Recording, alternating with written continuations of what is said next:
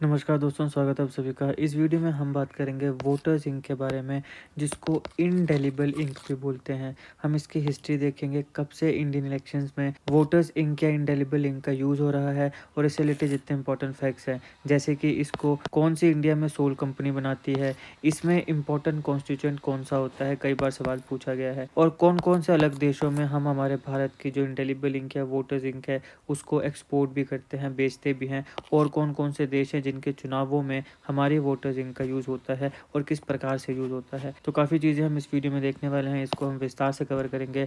Video को अंत तक देखेगा, चैनल पर नया तो सब्सक्राइब अवश्य करिएगा। Politics, economy, GK, geography, science, environment, technology के तमाम वीडियोस को देखने के लिए हमारी प्लेलिस्ट को जरूर चेक करिएगा।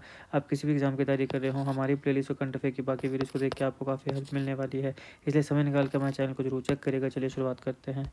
देखिए, वोटर्स इंक, इसको इंडेलिबल इंक भी बोलते हैं। तो आपसे वोटर्स इंक के ऊपर भी सवाल पूछा जा सकता है, इंडेलिबल इंक के ऊपर भी सवाल पूछा जा सकता है। आपने ध्यान रखना है कि वोटर्स इंक, इसको इंडेलिबल इंक भी बोलते हैं।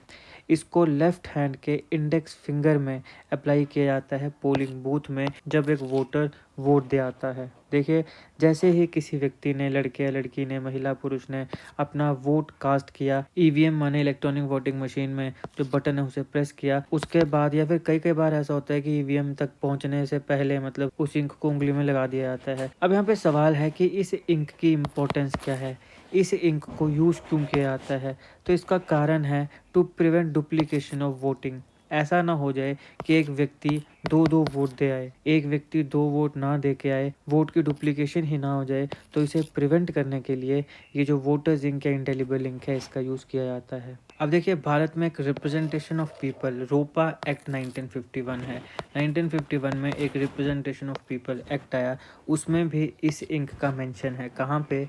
इस एक्ट की सेक्शन 61 बोलती है कि इस एक्ट के तहत ऐसे रूल्स बनाए जा सकते हैं कि जो इंडेलिबल इंक होती है, जिसको हम थंब में या किसी भी फिंगर में लगाया जाता है, हर एक इलेक्टर के, इलेक्टर मतलब वोटर जो इलेक्ट कर रहा है, बैलेट पेपर। अब देखो, ये 1951 में आया है तो यहाँ पे बैलेट पेपर का या बैलेट पेपर्स का यूज किया गया है, क्योंकि सेक्शन 61 में जो लिखा है वो मैं आपको एज इट इज बता रहा हूँ। मगर अभी तो हम चुनावों में ईवीएम का यूज करते हैं। ईवीएम से रिलेटेड सारे इंपॉर्टेंट जीके क्वेश्चंस को मैं एक अलग वीडियो में कवर करूंगा, अभी तक नहीं करा है लेकिन बहुत जल्द करने वाला हूँ, तो चैनल को सब्सक्राइब अवश्य कर लीजिएगा। तो अभी हम ईवीएम का यूज़ करते हैं, पहले बैलेट पेपर्स का यूज़ करते थे। अब क्योंकि ये एक्ट 1951 में आया है तो यहाँ पे बैलेट पेपर लिखा है, तो आपने कंफ्यूज नहीं होना है। तो बैलेट पेपर में जैसे ही एक वोटर वोट दे के आता है, या ईवीएम में जब वो वोट देकर आता है, तो उसके थंब में या फिर उसके किसी भी फिंगर में ये इंडेलिबल इंक अप्लाई की जा सकती है पोलिंग स्टेशन में, before delivery of such paper और पेपर्स टू हिम। तो पहले बैलेट पेपर जब दिया जाता था वोट देने के लिए कि अपनी मर्जी से आप जहाँ मर्जी वोट दे सकते हैं, तो वो बैलेट पेपर देने से पहले इंडेलिबल इंक का यूज़ किया जाएगा, ताकि वो जो वोटर है वो दो बार वोट ना दे पाए, डुप्लीकेशन ना हो जाए वोटिंग की। अब रिप्रेजेंटेशन ऑफ पीपल एक्ट ये भी बोलता है कि ऐसे रूल भी बनाए जा सकते हैं कि बैलेट पेपर की जो डिलीवरी है उसको हम प्रोहिबिट भी कर सकते हैं, मतलब किसी वोटर को बैलेट पेपर देने से इनकार भी कर सकते हैं। कब? अगर उस व्यक्ति के थंब में या किसी भी फिंगर में इस प्रकार की वोटर्स इंक या इंडेलिबल इंक का ऑलरेडी मार्क है। तो ये ऑलरेडी अगर मार्क है तो फिर उसको वो बैलेट पेपर या फिर उसको ईवीएम तक नहीं जाने दिया जाएगा, क्योंकि अगर पहले से थंब या किसी फिंगर में वोटर्स इंक लगी है तो इसका मतलब है कि उस व्यक्ति ने वोट दे दिया है। अब सबसे पहले हम बात करते हैं फर्स्ट जनरल इलेक्शंस की, जो 1951-52 में हुए थे। काफ़ी इंपॉर्टेंट है ये ईयर, सीधा सवाल पूछ लिया जाता है कि पहले जनरल इलेक्शंस भारत में कब हुए, 1951-52 में हुए, तो ये आपने ध्यान में रखना है। तो सबसे पहले जब फर्स्ट जनरल इलेक्शंस हुए 1951-52 में, तब उस समय इस वोटर इंक को ग्लास रोड की मदद से अप्लाई किया गया था। 3,89,816 इंडेलिबल इंक की बोटल्स को सप्लाई किया गया था, और टोटल जो नेट कॉस्ट थी 2,27,460 थी उस समय। 1951 के समय, आज के समय तो पता नहीं कितना पैसा बनेगा। तो उस समय टोटल जो फर्स्ट इलेक्शंस में सिर्फ और सिर्फ इंडेलिबल इंक की ही कॉस्ट आई थी, वो 2,27,460 आई थी, और टोटल 3,99,816 बोतल जो थी इंडेलिबल इंक की, उसको सप्लाई किया गया था, मतलब इतनी ज़्यादा यूज़ हुई थी। थर्ड जनरल इलेक्शंस आते आते जो मार्क था उसे फोर फिंगर के बेस पे, यहाँ पे बेस पे लगाना शुरू किया गया 1962 आते आते। फिर उसके बाद धीरे धीरे और ज़्यादा बदलाव हुए, और नेल के रूफ पे और स्किन पे, यहाँ पे आप देख सकते हो आधा ये स्किन पर है, आधा ये नेल के रूफ पे। तो इस प्रकार से इंडेलिबल इंक या वोटर्स इंक लगाना शुरू किया गया। तो इसका जो पैटर्न है कि कहाँ लगाया जाएगा यह बदलता रहा।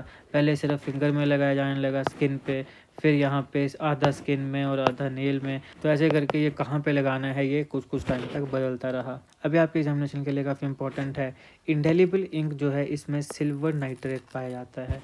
तो ये काफ़ी इंपॉर्टेंट है, ये आपसे सीधा सवाल पूछा जा सकता है क्योंकि ये इलेक्शंस का टाइम है, अभी इलेक्शन चल रहे हैं। और इलेक्शन का टाइम तो कब नहीं होता है, किसी न किसी स्टेट में तो हर साल चुनाव होते ही होते हैं। इसीलिए बात आती है वन नेशन वन इलेक्शन यानी कि साइमल्टेनियस इलेक्शंस की। साइमल्टेनियस इलेक्शंस क्या होते हैं, इसके क्या प्रोज हैं और क्या कॉन्स हैं। ऐसे नहीं कि इसके प्रोज ही हैं, कॉन्स भी हैं। तो क्या प्रोज एंड कॉन्स हैं, सारी चीज़ों को मैंने अच्छे से विस्तार से एक अलग वीडियो में कवर किया है, ज़रूर देखिएगा। उसका लिंक आपको डिस्क्रिप्शन में मिल जाएगा, या फिर आप मेरी प्लेलिस्ट में जाइए इंडियन पॉलिटी, वहाँ पे आपको पॉलिटी से रिलेटेड काफ़ी वीडियोज़ मिल जाएंगे। 2-3 चीज़ें जो काफ़ी खबरों में है, जैसे कि साइमल्टेनियस इलेक्शन और उसके साथ साथ यूसीसी माने यूनिफॉर्म सिविल कोड, इन दोनों को जरूर देखिएगा। लिंक मैं डिस्क्रिप्शन में दे दूंगा, या फिर मेरी प्लेलिस्ट में भी आपको ये सारी वीडियोज़ मिल जाएंगी। अब यहाँ पे ध्यान दीजिएगा, इंडेलिबल इंक में सिल्वर नाइट्रेट होता है, आपने ध्यान रखना है, याद रखिएगा, ये सीधा सवाल पूछा जा सकता है। सिल्वर नाइट्रेट क्या होता है, ये कलरलेस कंपाउंड है, लेकिन जब ये यूवी लाइट के आगे एक्सपोज होता है तो ये विजिबल हो जाता है। या तो यूवी लाइट या सनलाइट, ये दोनों लाइटें, चाहे तो यूवी लाइट पड़ेगी या सनलाइट, जैसे ही ये पड़ेगी इसके ऊपर तो ये एक्सपोज हो जाता है। लेकिन अपने आप में सिल्वर नाइट्रेट एक कलरलेस कंपाउंड है, ये आपने ध्यान में रखना है। अब सिल्वर नाइट्रेट को क्यों प्रेफर किया जाता है, क्यों हमारी इंडेलिबल इंक में सिल्वर नाइट्रेट का यूज़ होता है? इसलिए होता है क्योंकि ये वाटर में सॉल्यूबल होती है और ये ब्लैक कलर सॉल्यूशन देती है। ये ब्लैक कलर सॉल्यूशन फॉर्म करती है और सॉल्यूबल है वाटर में। ये कारण है कि सिल्वर नाइट्रेट का यूज़ किया जाता है इंडेलिबल इंक में। ये भी पूछा जा सकता है, ध्यान में रखिएगा।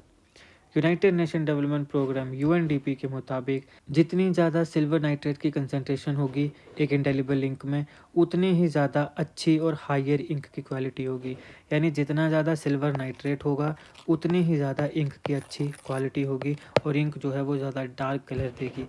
कम सिल्वर नाइट्रेट होगा तो कम अच्छी क्वालिटी होगी, अगर ज़्यादा सिल्वर नाइट्रेट होगा तो हाई इंक की क्वालिटी होगी। ये कहना है UNDP, United Nation Development Programme का। मगर अब यहाँ पे एक सवाल आता है कि हमारा जो इंडेलिबल इंक होता है, ये जिसको हम वोटर्स इंक भी बोलते हैं, उसमें सिल्वर नाइट्रेट की जो कंसंट्रेशन है वो कितनी होती है। देखिए, गवर्नमेंट कभी भी एग्जैक्ट सिल्वर नाइट्रेट की कंसंट्रेशन को नहीं बताती है। तो एग्जैक्ट कितना सिल्वर नाइट्रेट आपकी वोटर्स इंक या इंडेलिबल इंक में है वो किसी को भी नहीं पता है। गवर्नमेंट इस इंफॉर्मेशन को, इस क्वांटिटी को रिवील नहीं करती है। लेकिन जितने कयास लगाए जाते हैं, जितनी मैंने जो रिसर्च किया इसके ऊपर ये वीडियो बनाने से पहले, तो उसमें मैक्सिमम आर्टिकल्स में ये था कि सिल्वर नाइट्रेट की जो कंसंट्रेशन होती है वो 7 to 25% के बीच में होती है इंडेलिबल इंक में या वोटर्स इंक में। लेकिन एग्जैक्ट क्या क्वांटिटी है वो किसी को नहीं पता है, गवर्नमेंट कभी इस बात को रिवील नहीं करती है। तो ये काफ़ी रेयर है कि इस परसेंटेज से सवाल है, लेकिन अगर आए भी तो ये कभी भी एक नंबर में नहीं आएगा। मैं ऐसे नहीं बोला जाएगा कि 7%, 8%, सीधा पूछा जाएगा 10 to 12%, 12 to 15%, 20 to 25%, 7 to 25%। Right answer क्या होगा? 7 to 25% राइट आंसर होगा। गवर्नमेंट कभी भी एग्जैक्ट क्वांटिटी रिवील नहीं करती है कि कितनी क्वांटिटी हमारे जो इंडेलिबल इंक है उसमें सिल्वर नाइट्रेट की पाई जाती है, लेकिन जितनी इन्फॉर्मेशन अवेलेबल है उसके मुताबिक 7 से 25% की जो सिल्वर नाइट्रेट है वो पाया जाता है इंडेलिबल इंक या वोटर्स इंक। जो एग्जैक्ट अमाउंट है वो कभी भी गवर्नमेंट के द्वारा रिवील नहीं किया जाता है, जैसे मैंने पहले भी बताया। अब एक जो 10 mg का सिंगल वाइल होता है, माने सिंगल जो बॉटल होती है, ये वाइल एक 10 mg की सिंगल बोतल से 700 वोटर्स को जो इंक है वो लगाई जा सकती है। माने एक बोतल जो है वो 700 लोगों के लिए यूज़ की जा सकती है, 700 लोगों को उससे इंक लगाई जा सकती है। अब जैसे ही ये इंक लगाई जाएगी तो उसके 72 आवर्स 72 घंटे बाद तक इसके ऊपर किसी भी सोप, लिक्विड, होम क्लींसिंग या डिटर्जेंट का असर नहीं होता है। ये सारी की सारी इन चीज़ों के लिए रेजिस्टेंट होती है। माने आप जितना मर्जी साबुन से धो लो, पानी से धो लो, होम क्लींसिंग से धो लो, डिटर्जेंट से धो लो, ये मार्क नहीं जाने वाला है। 72 घंटे के बाद ये धीरे धीरे जाने लगता है। अभी जो वाटर बेस्ड इंक होती है इसमें अल्कोहल जैसे सॉल्वेंट भी होते हैं ताकि फास्टर ड्राई हो सके। आप सब जानते हैं कि अल्कोहल को अगर आप खुला छोड़ दो तो वो उड़ जाएगी, तो इसलिए जो हमारे पास इंडेलिबल इंक या वोटर इंक होती है उसमें अल्कोहल डाली जाती है ताकि ये जल्दी सूख जाए, राइट। नहीं तो नहीं सूखेगी तो ये पूरा हाथ ख़राब कर सकती है। हो सकता है आप उस उंगली को अपने मुंह पे लगा लो, कहीं पे लगा लो, तो वहाँ से फिर वो हर जगह लग सकती है। ये कारण है कि इसमें सिल्वर नाइट्रेट होता है ताकि ज़्यादा कलर आए, अच्छा कलर आए, और इसमें अल्कोहल होता है ताकि ईजिली ड्राई हो जाए। तो इसीलिए आपने देखा होगा, अगर आपने वोट दिया होगा, कि जैसे ये इंक लगाई जाती है कुछ ही सेकंड्स में सूख जाती है ड्यू टू अल्कोहल। अब इसका एम क्या होता है कि जैसे ही फ्रॉडुलेंट वोटिंग होती है या वोटिंग की डुप्लीकेशन होती है, माने एक ही व्यक्ति दो वोट दे जा रहा है, फ्रॉडुलेंट वोटिंग है, इसको काउंटर करने के लिए यहाँ पे इंडेलिबल इंक या वोटर्स इंक का यूज़ किया जाता है। अब इस प्रकार की एक इंक बनाने का जो रिसर्च है 1950 के दशक में शुरू हुआ था। इंडेलिबल इंक को सबसे पहले इलेक्शन कमीशन ऑफ इंडिया की रिक्वेस्ट पे गवर्नमेंट की CSIR माने council of scientific and industrial research ने सबसे पहले फर्स्ट टाइम मैन्युफैक्चर किया था। उसके बाद नेशनल फिजिक्स लेबोरेटरी जो दिल्ली में है, उसने सबसे पहले इसको बनाया कमर्शियल लेवल पे। फिर national research development corporation NRDC जो थी, इसको इसका पेटेंट मिला, जो कि न्यू दिल्ली में है। ध्यान में रखना है NRDC का हेडक्वार्टर कहाँ है, न्यू दिल्ली में। नेशनल रिसर्च डेवलपमेंट कॉरपोरेशन, इसके पास इसका पेटेंट आया। लेकिन 1962 से Mysore Paints and Varnish limited, ये एक कंपनी है जिसके पास इस इंक को मैन्युफैक्चर करने का लाइसेंस है, और 1962 से यही कंपनी वोटर्स इंक या इंडेलिबल इंक को बना रही है। तो इस टाइम भारत में सिर्फ एक ही सोर्स है, एक ही कंपनी है जिसके पास लाइसेंस है इंडेलिबल इंक बनाने का, वो है Mysore Paints and Varnish Limited. Mysore Paints and Varnish Limited को सबसे पहले Mysore Lac and Paint Works Limited भी बोला जाता था। इसको 1937 में इस्टेब्लिश किया गया था मैसूर के महाराजा नालवाड़ी कृष्ण राजा वोडियार के द्वारा। ये आपने ध्यान में रखना है।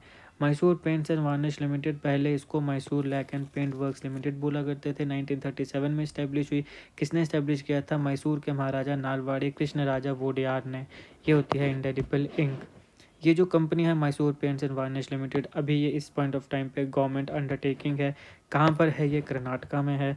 और इसका एक जो फाइल है, मतलब ये एक जो इस प्रकार की बोतल है, इसका फिक्स रेट होता है 174 रुपीज़। अब भारत के द्वारा जो इंडेलिबल इंक को बनाया जाता है, ये बाकी देशों में भी दी जाती है वहाँ के इलेक्शंस में यूज़ करने के लिए। तो इंडेलिबल इंक जो है ये 25 से ज़्यादा देशों को एक्सपोर्ट की जाती है।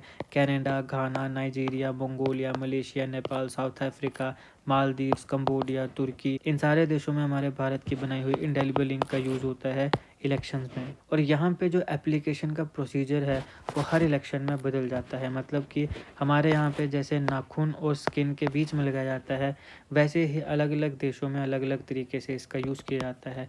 फॉर एग्जांपल अगर हम कंबोडिया और मालदीव्स की बात करें, तो वोटर्स को इस इंक में अपनी जो फिंगर है उसको डिप करना पड़ता है। जैसा कि आप यहाँ पे देख सकते हो, ये है इंक, और यहाँ पे वोटर का जो ये उंगली है इसको डिप किया गया है, अंदर तक घुसाना पड़ता है। तो यहाँ पे इस प्रकार से इसका एप्लीकेशन है। अब यहाँ पे देखो, हमारे यहाँ पे जब सिर्फ आधी स्किन में और आधी नेल्स में यूज़ की जाएगी तो थोड़ी कम यूज़ हो रही है। यहाँ पे जब ये डिप करना पड़ रहा है फिंगर को, तो यहाँ पे ज़्यादा यूज़ होगी। तो कंबोडिया और मालदीव्स में हमारी ही इंक बिकती है, लेकिन उसकी जो एप्लीकेशन है, जो प्रोसीजर है, वो अलग हो जाता है। वहाँ पे इंक में अपनी फिंगर को डिप करना पड़ता है। वहीं पे जो बुर्किना फैसो है, वहाँ पे जो इंक है वो ब्रश के माध्यम से लगाई जाती है। ये देखो, ये ब्रश है, इसके माध्यम से इंक लगाई जा रही है। और अगर हम टर्की की बात करें, जिसको अभी तुर्की बोलते हैं, पहले इसका नाम टर्की था, कुछ टाइम पहले इन्होंने अपना नाम बदल के तुर्की रख दिया था। इन्होंने अपना नाम क्यों चेंज किया, इसको मैंने एक अलग वीडियो में कवर किया है, जरूर देखिएगा, लिंक मैं डिस्क्रिप्शन बॉक्स में दूंगा।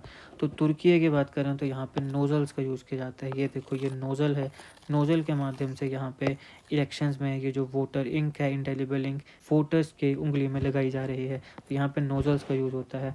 तो इससे आप समझ रहे हो कि इंक तो हमारी है, अलग अलग देशों में एक्सपोर्ट की जाती है, और वहाँ पे कई कई देशों में इसकी जो एप्लीकेशन है वो बदल जाती है। तो ये था इसका एनालिसिस। यहाँ पर हमने इंडेलिबल इंक या वोटर इंक का पूरा हिस्ट्री देखा, कब इसको बनाया गया, किसके द्वारा बनाया गया, इसका यूज़ क्या है, एप्लीकेशन क्या है, क्यों इसको यूज़ किया जाता है, फिर सबसे पहले कौन से ऑर्गेनाइजेशन को पेटेंट मिला, इस समय इकलौती वो कौन सी कंपनी है जो पूरे इंडिया में इलेक्शंस के समय वोटर्स इंक या इंडेलिबल इंक को बनाती है, सप्लाई करती है।